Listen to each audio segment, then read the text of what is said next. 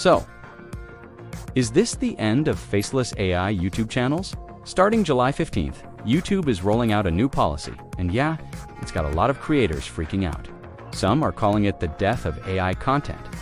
But before you start deleting videos or throwing your laptop out the window, let's take a breath. Here's the truth. If your channel is built on scraping Reddit posts and slapping on robotic voiceovers with zero originality, then yeah, you might want to start packing up. YouTube's cracking down on low-effort, low-value content that floods the platform with sameness. And honestly, it was a long time coming. But this isn't the apocalypse.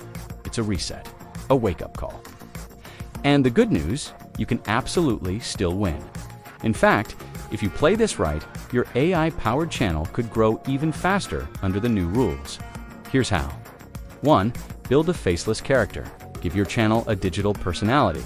Whether it's a fictional host, a voice persona, or a stylized avatar, it helps build trust, identity, and brand. 2. Add commentary. Don't just repeat stories, react to them, interpret them. Put your twist on the facts. AI can help you write, sure, but you need to inject the soul. 3. Use original audio.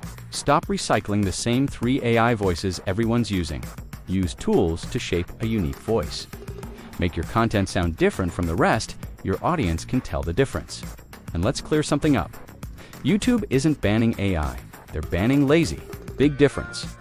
AI is a tool, not a shortcut to skip creativity.